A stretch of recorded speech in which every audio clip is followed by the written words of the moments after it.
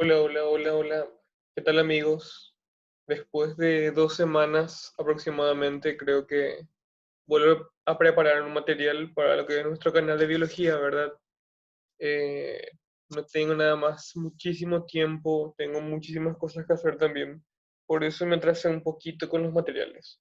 Pero bueno, vamos a iniciar el día de hoy el primer video del bloque del citoesqueleto, que lo quise dividir en 3 bloques. El primero vendría a ser los microtúbulos, después los filamentos intermedios y por último a los filamentos de actina. Entonces, a estos 3 bloques que lo vamos a dividir, estaremos hablando de los componentes del citoesqueleto. Y para poder hablar de los componentes del citoesqueleto, hay que hablar qué sería esto. Nos referimos a la célula y a su esqueleto como tal, ¿verdad? Justamente sería como la definición del citoesqueleto. La estructura, el armazón que tienen las células, que les brinda forma, les brinda una polaridad en esa forma y también sirven como rutas para proteínas que vamos a ir viendo a lo largo de estos videos. Esta imagen es una imagen del libro del Solomon, ¿verdad? Donde podemos observar a 3 células que están marcadas, bien delimitadas, ¿verdad? Y tienen a sus componentes del citoesqueleto con anticuerpos justamente que los van destacando. Vemos lo que sería el rojo, probablemente serían los filamentos de actina, el celeste serían los microtúbulos y el amarillo los filamentos intermedios, ¿verdad? Que justamente son los 3 componentes del citoesqueleto que se tiene que estudiar en esta parte. Acá, esta imagen es el libro del CARP, ¿verdad? Donde podemos apreciar algunas de las funciones de estos componentes en las células. En este caso podemos ver a una especialización de membrana denominada microvellosidades. ¿Para qué sirven las microvellosidades? Sirve para el aumento de la superficie de absorción, para poder meter más nutrientes a las células. Justamente yo siempre hago la homología como deditos. Son como deditos que me va a permitir meter más alimento a través de ellos. Dentro de estos deditos o de estas microvellosidades como tal, hay que hablarlo con propiedad, encontramos los filamentos de actina, ¿verdad? Por acá, por debajo de del filamento de actina, ¿verdad? De las microvellosidades del dominio apical, porque esto es apical por arriba, basal por debajo, lateral por los costados de la célula.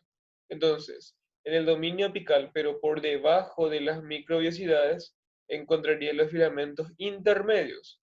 Y estos componentes en celeste serían los microtúbulos. Los microtúbulos.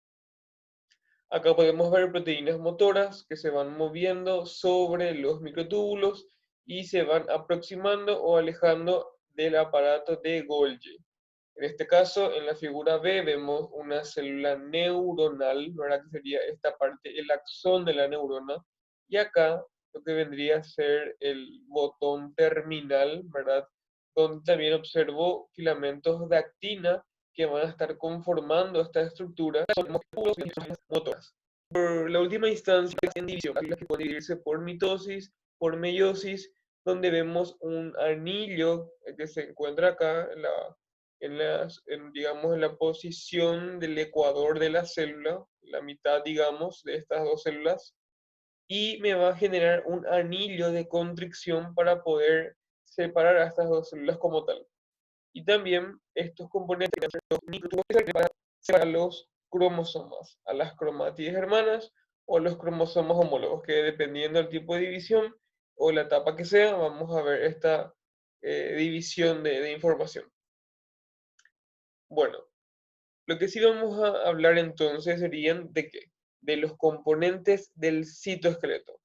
Una clasificación que me parece muy interesante, que lo vi en el Robertis, lo va clasificando dependiendo al tamaño de estos componentes.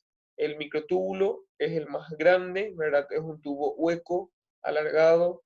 Después le siguen los filamentos intermedios Y por último, los filamentos de actina, que serían los más pequeñitos, ¿verdad? Y como el nombre dice, filamento intermedio, vendría a ser por el tamaño intermedio entre el microtúbulo y el filamento de actina. En esta imagen, que también es del Solomon, tenemos la bicapa lipídica, proteínas integrales. Podemos observar que por debajo mismo de la membrana plasmática, en la periferia de las células, se le puede también mencionar, encontraremos a quienes, a los microfilamentos o filamentos de actina, o actina F también se les puede llamar, a los filamentos intermedios, que podemos observar en este lugar, y por último, a los microtúbulos. Los microtúbulos. Acá también podemos observar una imagen que está siendo marcada en los componentes del citoesqueleto de la célula. Entonces vamos a iniciar a escribir brevemente a los componentes que vemos en esta sección, que serían ¿quiénes? Los microtúbulos. ¿Qué son los microtúbulos? Son tubos huecos alargados, ¿verdad? Que se van a estar encontrando en la célula o en las especializaciones de membrana. ¿Cuáles? Los cilios y los flagelos, justamente, es donde yo puedo encontrarlos. Estos microtúbulos tienen un grosor de 25 nanómetros de diámetro. 25 nanómetros de diámetro externo. Las paredes que van a conformar el microtúbulo están conformadas por tubulinas, específicamente la tubulina alfa y la tubulina beta, GTP, ¿verdad? Que esto va a realizarse, pero lo veremos un poco más adelante. Entonces, ¿qué ocurre? Las tubulinas son heterodímeros como tal, porque son diferentes y son dos subunidades, y van a ir asociándose para formar un protofilamento. Esta línea que voy marcando así de manera seguida con el puntero es un protofilamento. Lo que está al lado es otro protofilamento, como voy siguiendo acá. Este es otro protofilamento. En total, un microtúbulo tiene 13 protofilamentos, ¿verdad? Y como esto es una estructura que posee polaridad, refiriéndome que tiene un extremo con carga positiva y un extremo con carga negativa, me sirve como qué? Me sirve como una ruta. ¿Para qué? Para las proteínas motoras. ¿Cuáles? La cinesina y la dineína. La cinesina se va a mover del extremo negativo al extremo positivo, generalmente. Y la dineína va del extremo positivo al extremo negativo, pero estas dos proteínas motoras se mueven siempre sobre microtúbulos. Entonces la cinesina iría de menos a más sobre el microtúbulo y la dineína de más a menos sobre el microtúbulo, sobre estos protofilamentos que van conformando a nuestro primer componente. Es muy interesante destacar, como ven acá, ven, no es una imagen, o sea, no es un corte recto lo que ocurre acá, acá tampoco es recto. ¿Por qué? Porque hay un desfasaje entre los protofilamentos y esto se debe a el molde en el cual se van formando los microtúbulos, el cual vamos a ver acá. Existe lo que vendría a conocerse como MTOC. ¿Qué es el MTOC? Es el Centro de Organización Microtubular. Este centro se divide en dos tipos, el centrosoma y el cuerpo basal. El cuerpo basal sirve para formar los microtúbulos provenientes, o mejor dicho, para que van a proceder a formar las especializaciones de tipo cilio y de tipo flagelo, ¿verdad? Mientras que el centrosoma se va a encargar de formar los microtúbulos que estarían en el citosol de las células. Inclusive podríamos hablar de un tercer tipo de MTOC, que no es tan común mencionarle así, ¿verdad? Pero en realidad sí es, que sería el uso mitótico, ¿verdad? O el uso celular que vendría a estructurar los microtúbulos para la separación de los cromosomas. Estos microtúbulos que pueden ser cinetocóricos, los cromosómicos, los astrales y los interpolares, ¿verdad? justamente que se van a encargar en el proceso de la división de la célula. Como vemos acá, el centrosoma, que es un tipo de mTOC, está conformado ¿por qué? Por dos centriolos, por dos barrilcitos, ¿verdad? Y acá pueden observar cómo se va polimerizando y se va alargando estos microtúbulos. El extremo negativo siempre va a mirar hacia el centrosoma o cuerpo basal y el extremo positivo sería en la punta más alejada del centrosoma o cuerpo basal. Como vemos acá, extremo positivo y los extremos negativos cerca de lo que vendría a ser el centrosoma. Acá podemos observar lo que sería la estructura de los centriolos. Estos barrilcitos se denominan centriolos, que tienen un tamaño de 0,2 micras de ancho y 0,4 micras de largo. Se puede mencionar que su estructura es de tipo 9 por 3. 9 por 3. Es como una especie de rueda de espigas que se ve acá, donde observamos tres parejas de microtúbulos que justamente se forman en 9 tripletes, ¿verdad? Por eso yo digo, son 9 tripletes de microtúbulos que se van ordenando, como microtúbulo A, microtúbulo B, microtúbulo C. Y estos se van rodeando entre sí, ¿verdad? Para formar esta rueda de espigas y ensamblar al centriolo como tal, que formará parte del centrosoma. El cuerpo basal se parece mucho al centriolo en cuanto a estructura, pero no es lo mismo. ¿Por qué? Porque el cuerpo basal forma parte de un tipo de mTOC y yo podría decir que el centriolo, ¿qué es el centriolo? Una estructura que forma parte del cuerpo basal o el centrosoma, pero mucha atención con eso. El cuerpo basal no es lo mismo que centriolo, pero pueden dar lugar a estas estructuras.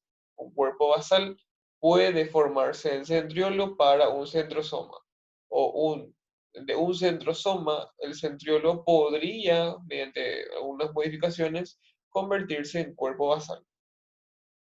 Entonces, continuando acá, esta imagen también me pareció muy interesante, que sería de un cilio, ¿verdad?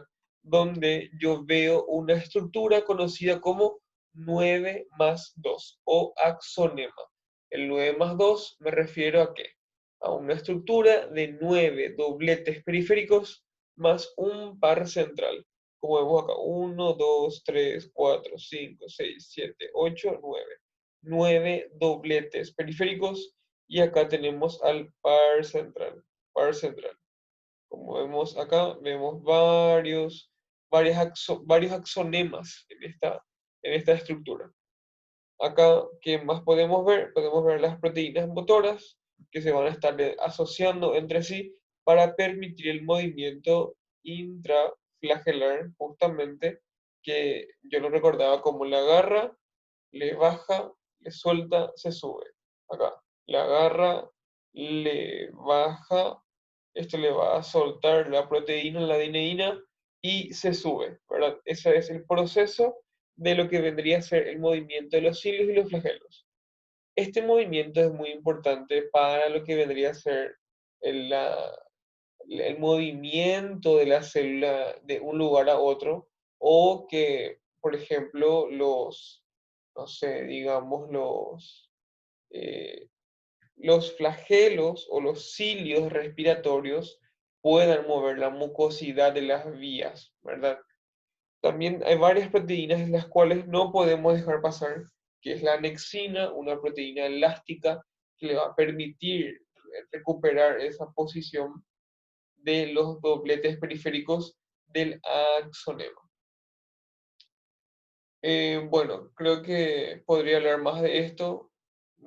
Probablemente hago una segunda parte de microtúbulos porque faltó hablar bastante. Estoy un poco constipado, por eso tengo la voz medio rara. Pero bueno, son cosas que pasan. Cuídense mucho, muchísimas gracias. No se olviden de suscribirse, dar un me gusta, esto tendría que estar por acá, no sé qué pasó. Dar un me gusta, dejar algún comentario, compartir con sus amigos, compañeros, compatriotas, lo que sea. y nos vemos en la siguiente clase, el siguiente video.